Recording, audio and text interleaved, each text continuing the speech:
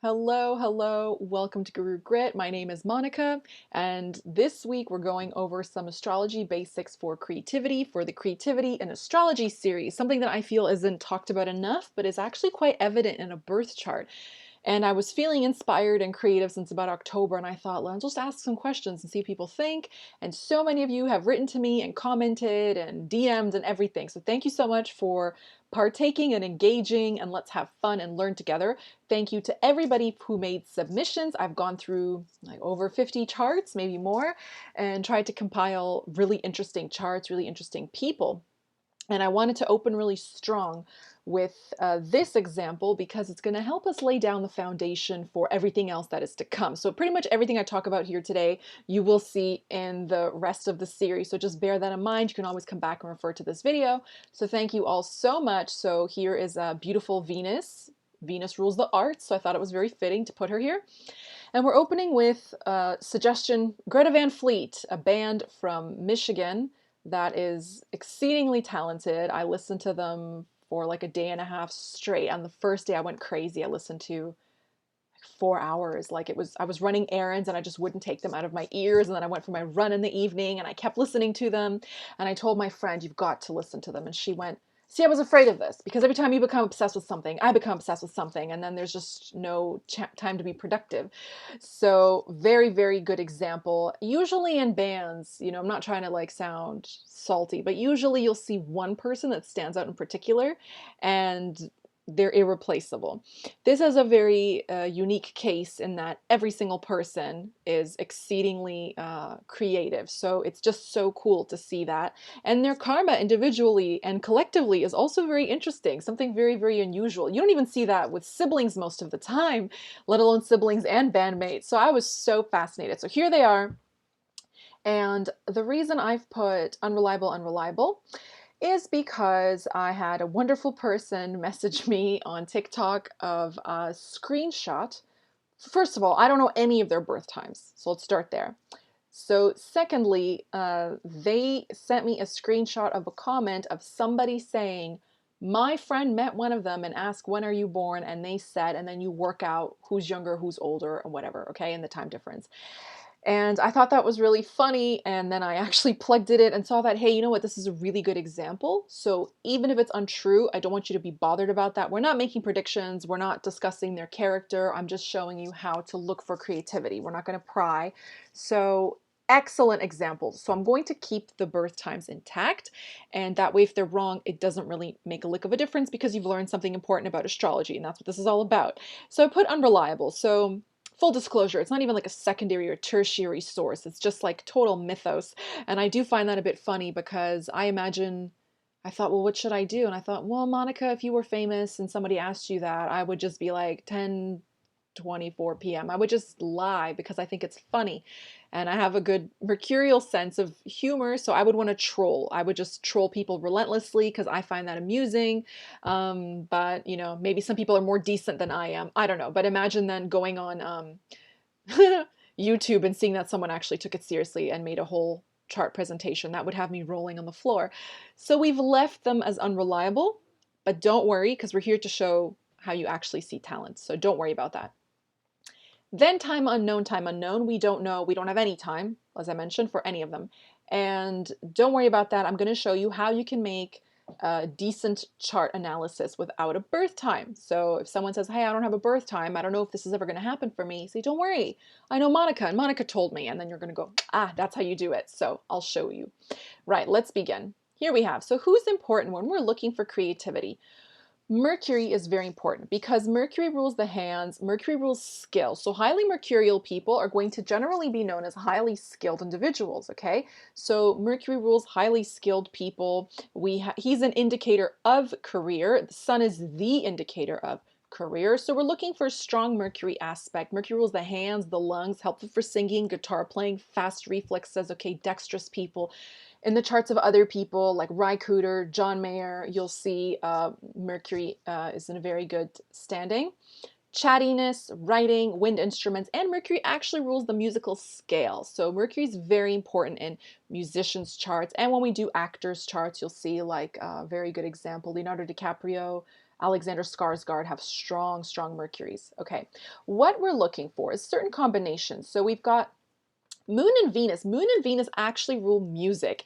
So I would love to see a Moon Venus aspect and a Venus Mercury aspect as well. And when you go through the presentation on singers, there's just no shortage of people who have a Venus and Mercury jamming together or looking at each other somehow, absorbing the energy of one another. This is very important because Mercury is the creator and Venus is like the thing that's been created. So she's the arts and Mercury's the artist. So when you get them together, you're going to get, I don't care if they're someone who embroiders sweaters or men's clothes, a cake decorator, bed maker, or somebody who crafts or knits, anything, okay? You can make furniture, whatever, but any kind of creative self-expression, it just goes through the roof when these two are vibing, right? Houses 2, 3, 5, very important for voice. So I'm focusing on voice and hands a lot. Second house is the house of the voice, the throat, the voice box. Fifth house, creative self-expression, so like talent.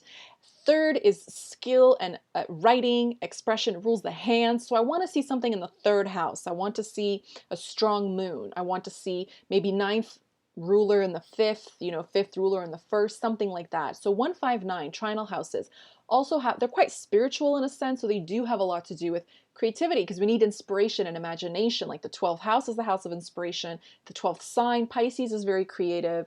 So you'll see that through the other series as well. Signs I've highlighted: Taurus, Gemini, Leo. Leo, generally good for creativity. Gemini is the sign, so here, good for hands, again, for writing, for playing instruments. And Gemini rules music halls. Venus also rules music halls. So if you're actually, there's a difference between playing in your own home and being really talented and actually having an audience. So this is what we're seeking. And Taurus actually rules singers. The sun actually rules singers as well. And the sun is the career indicating planet. Like Adele's a good example. She's a sun and Taurus person. Okay.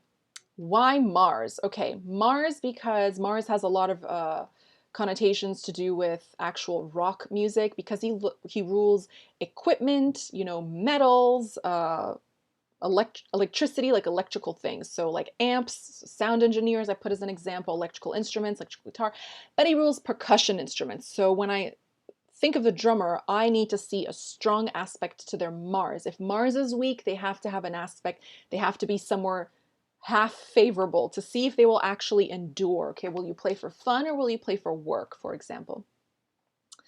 Okay, Venus. Venus rules harmonics, music, music halls, musical ability, and instruments. Isn't she gorgeous? Oh, she's so pretty. Look at her depiction of planet Venus with a group of musicians. Look at her little men serenading her. Isn't she so wonderful? So Venus has a lot to do with all of the above, and we need that. Now, let's begin. Josh is the singer. What a chart. I was smitten. If this is an actual birth time, anybody know I'm born on this day or has this chart, this is fantastic for expressing oneself. Let's begin with the first house. It's clearly overloaded here with 3 malefics, but it's okay. Mars is in his own sign and he's helping with some of the Saturn's debilitation. But clearly the first thing that struck me was like a sense of loudness and like a harsh energy that's very, very, it needs to be, it's like primal, like they need to express themselves. And I thought, where's that coming from? I didn't have to look very far. We have a moon in Ardra. Ardra is the nakshatra known as the Howler. So you will also see this in the chart of Janis Joplin, who's one of my favorite people. You'll see that in this chart of a lot of creative people. They must state, it rules the baby's first cry after it's been born. So it's like a belting, bellowing, yelping sound. They must scream, they must express. My Ardra friends are also, Ardra is actually quite a dark nakshatra. So my Ardra friends are really amazing deep thinkers. Okay, they think a lot, they dream a lot, and they see through things quite well. So I found this excellent. So if this birth time was to be taken seriously, it's in a very good house. Okay, it's very healthy. Moon is strongest in the 4th house. Excellent for the moon.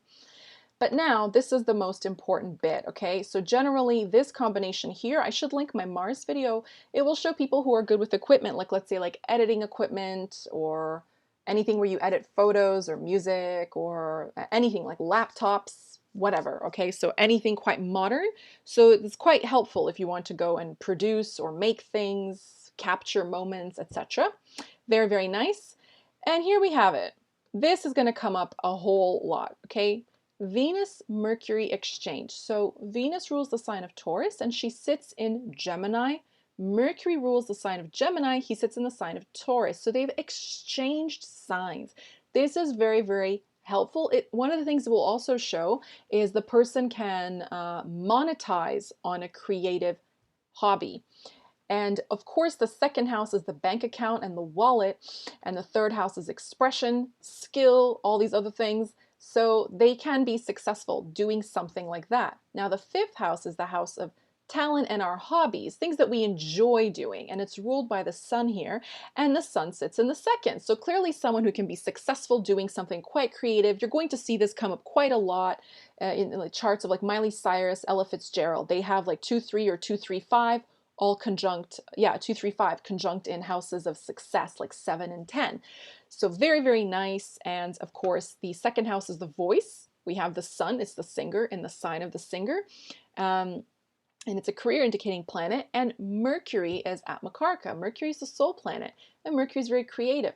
If you're a Mercury person, I really encourage you to endeavor to pick up something creative. I don't care if it's an instrument, if it's sewing, if it's cooking, but Mercury people must have a variety of skill to express themselves. It really improves their karma. It really, really helps them feel better. It can open something up in their life. So something to consider. So generally, you'll see a multi-talented person. Now, Venus is sitting in the sign of music halls. She rules music halls, and she's in the third house of writing and expression and all these other wonderful things. So just an excellent, excellent chart. Okay, I've mentioned that. Excellent chart for a singer, a creator in general, and yeah, Jupiter aspecting Moon, it's going to, Jupiter expands everything and he casts a seventh aspect. So clearly it's going to expand ideas. The person's going to have ideas. They're going to be inspired. Okay, if it's in the fourth house, that's very, very nice. So just a variety reigns supreme, as I said, many options for career and accomplishments. Really, really excellent. Just an excellent chart. It felt loud when I saw it, and then I saw Ardra Moon and I thought, that's beautiful. So I love that. So very, very nice example. So if you have something 2, 3, 5 combining, then very, very good for creativity, especially the voice. This person I also think can probably sing. They can surely hold a tune. Why? We have Venus, Mercury exchanging again. And you'll see this in the charts of several singers, first lord and the second. Okay, so Venus rules Taurus. She sits in the second house. Excellent. If not singing, it will give a beautiful voice.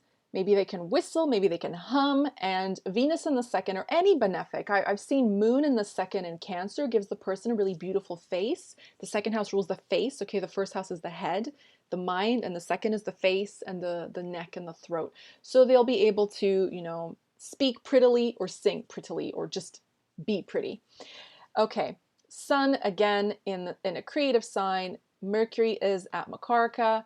And here we have Moon in the third house in its own sign. This is amazing for writing. And here I should move myself so you can see more clearly. This is sensational. The 12th house is really overblown with these malefics, so I will say the South Node does best in the 12th. Because it's very spiritual, it's a separative quality. So if you have South Node in the 12th, you're probably going to be a consistently inspired person. And the 12th house is isolation. So it's really good for studying and being on your own, focusing. Saturn rules focus. So like focusing on your craft though. I will say if South Node is there and Mars is there, which rules like willpower and has a lot to do with our discipline like Saturn does, you would probably only work on something you wanted to. You wouldn't be hardworking for the sake of being hardworking. So you would probably pick something that's 12th house related and just roll with that. So in this case, being inspired and creative worked out very, very well for these people. Beautiful. Now, I mentioned Mercury is at Makarka. That's very nice. And fifth lord, Mercury, second lord, Mercury, both sit in the first house. So 2 and 5, creative self-expression, again, a voice. And again, we have Ardra, Ardra Moon, quite loud, howly. And Ardra's actually this chart reminded me of something like really Tim Burton-y, or like things that go bump in the night, because all that 12th house energy and eighth ruler in the ninth, which is belief, you know, eighth house is a bit smooky, as my niece would say. And then aspect from Jupiter with the moon, also very inspired, but very nice. Okay, very, it's like deep. It's very, very deep. So it's beautiful. I like that. Yeah, the unseen pairs well with the 12th house. Of course it does. So yeah, good association for achievement, inspiration, all those things. Oh my gosh, yeah, both of them. Yeah, I got the feeling that fire was very important, okay? And Aries, like Mars rules fire, Aries rules like the Big Bang. And so maybe like for the both of them, something to do with fire. They're inspired by fire, they're like being around fire, or even I was thinking, well, obviously the first thing that came to mind was like 80s concerts where like everybody was obsessed with like pyrotechnics or something. Very good for a band, very good for a rock show, but that's very, very cool. Okay. So that was really, really awesome. I really enjoyed those two charts. I think I just went in order of birth. I think I did that correctly, but very nice charts. Okay, here we have Danny the drummer. I'll just move myself so you can see Saturn here. And my first thought was, I really hope he has something in Dhanishta, because, you know, I'm very determined and I must have my way, and I'm very lucky I did get my way. Look at that. Dhanishta is the nakshatra that's ruled by the symbol of the drum or the flute.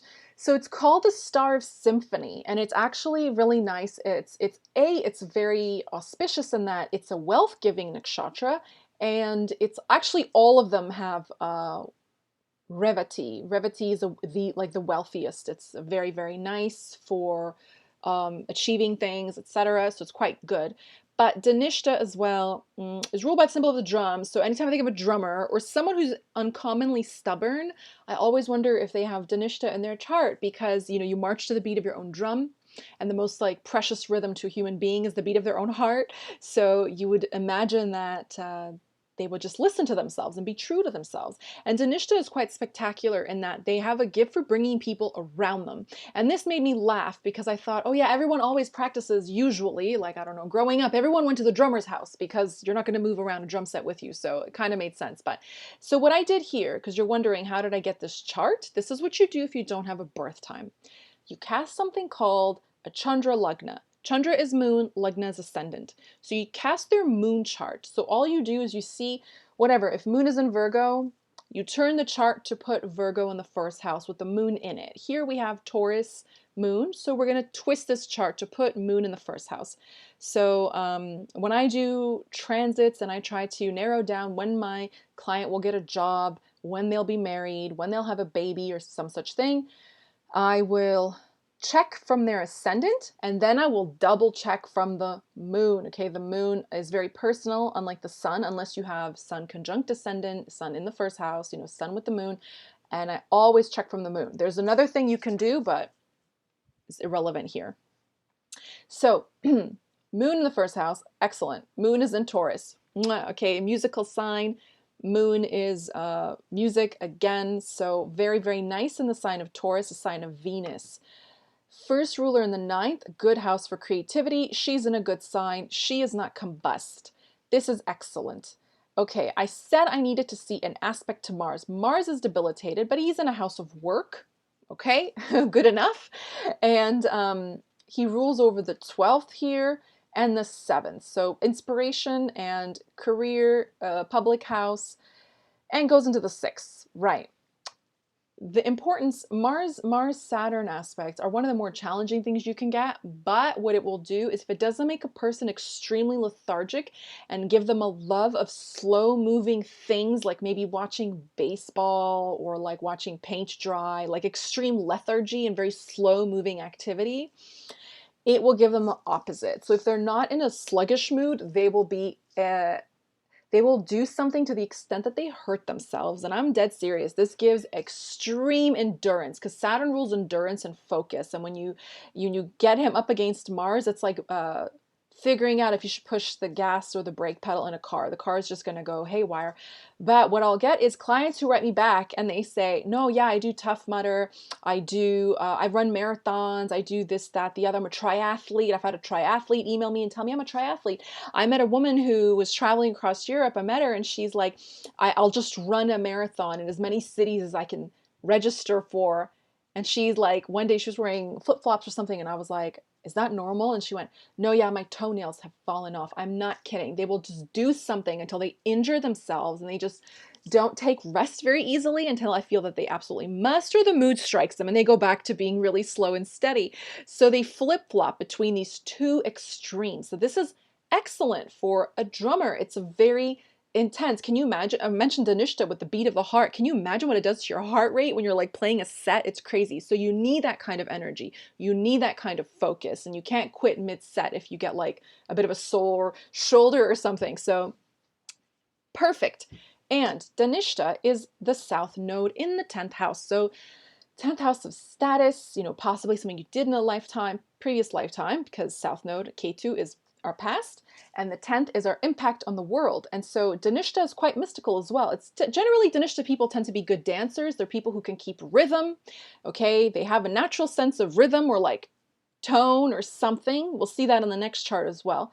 And really mystical things, such as, one of the people I met through TikTok, she's a patron of mine now. She has Mercury in Danishta, which is awesome for an astrologer, but it's in the 8th house for her. So it's completely mind-blowing. She just picks things up like breathing air. She just remembers like everything. So in a past life, she must have known a lot about all of these things. So in a past life, this person must have been like a witch doctor or some kind of healing person, a healing leader, drum circle. They would induce a different altered state of consciousness through the beat of the drum. This is common in ancient civilizations and in well-preserved cultures. People still do that today.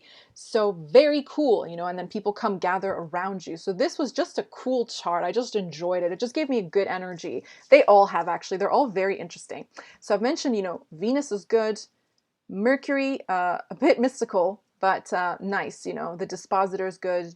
Jupiter is in his own sign. Excellent. But mostly Moon and Mars. That's what I was looking for. Moon and Mars. Pretty, very, very nice. Okay, let's go to the last member here. Sam is the bassist and pianist. And this is excellent example because just what I was looking for. Moon-Venus opposition. I knew someone had to have it somewhere in the series.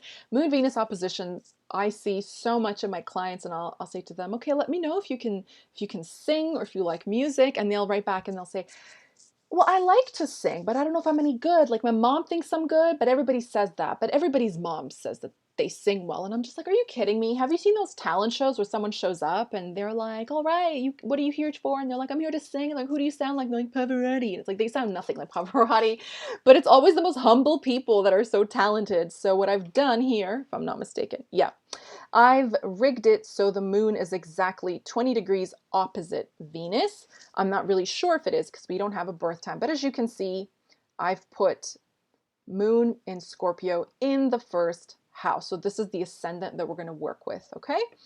Now, Venus, moon, okay, music, opposing each other, big check mark. This is like the top, in my personal experience, I'm not talking about anybody else's, this is the top placement I will see for musicians or people who are generally musical. They're tuneful, maybe they even have a really good sense of timing because Saturn rules time. Saturn opposite, we've seen this in Jack White's chart, Feist as well. Several people, okay, sense of like timing or humor, like the humor code, the book, it explains like how a sense of humor, you need to have good timing, good gut instinct. So very, very natural inclination for music, and Venus is in Bharani, extremely creative nakshatra. Venus is the arts. You put Venus in Bharani, it's completely banging, okay? We've seen this in somebody's chart in the singers and musicians, but Lana Del Rey has it, Theo Von has it. They're extremely funny, they're extremely talented, they're extremely creative, okay? They're extremely able to express themselves. Beautiful. Venus and Bharani, excellent, okay? Okay, there's Mars to help us with the instrument portion of things. And here we have Sun with Jupiter is actually I don't care much for the aspect for Sun to Moon, but Sun is exalted and it's an extremely beneficial nakshatra. Jupiter's, I think this is just a generally fortunate person, like just generally quite lucky. And from their ascendant, North Node sits in the 10th. So that's actually very good in Leo. Just generally, North Node is happiest in the 10th house. But okay, Mercury in the 5th in a trinal house. You see here, 9th ruler in the 1st, that's a trinal house. First ruler in the 1st, Mars. So all the trinal houses here tick off. Okay, excellent. And Mercury is debilitated in Pisces, but I prefer Mercury in Pisces in terms of writing and ideas to, I prefer it to Mercury in Virgo. So my friend has Mercury in Pisces and she's an incredible writer. I've seen writers with Mercury in Pisces that just work better. I would say they just put out better work than other people. So I'm very, very biased, but that's not because I'm measuring it through astrology. I'm measuring it through my life experience, and that's what I've concluded, and I'm sticking with that. Mercury is also soul planet. Actually, Danny's soul planet is Saturn, I think. Is it? So yeah, Saturn person, of course, I was mentioning focus and hard work here. So his life will sweeten over time. Okay, Saturn people, their life tends to get much nicer over time, especially in their late 30s and 40s. So just generally gives a hardworking person. So it's very, very cool that it's aspecting Mars. You need to be hardworking if you're going to be putting in so much energy into something. Now, the interesting thing about this person, as I mentioned, they were generally fortunate, and I was talking about creativity. So just pay attention that as we go through the series, if you see a moon aspected so heavily and so supported with so many planets, okay? Mars rules chefs, moon has a lot to do with eating, Venus rules foods, especially like rich foods, sugars, and cream sauces. But Moon and Scorpio people tend to have bitter tastes. So, like licorice, Negronis, Americano cocktails, dark coffee, espressos, things like that. So, it can give a very unique palate to the person and interesting, like flavor palette or very intense flavor, like cravings and desires for extremes, like hot temperatures or very cold temperatures, dark rooms or very hot bath water or something. So you'll see this in creatives. They tend to do things that are quite uncommon, or quite versatile, or they don't want to do what other people are doing. So this is just a generally good chart. Generally good chart for anything creative, okay? Whatever, writing music, sewing, cooking. And Venus to Moon also is good aesthetic sense of all kind. Okay, if you want to dress, you want to paint, you want to draw, you want to take pictures, you want to sing, decorate cupcakes, I could care less, but good for just about everything. So really cool. She's in her own sign. I mentioned the nakshatra was amazing. So just a very fun, I had such a good time looking at these. So I'm so thankful to you all.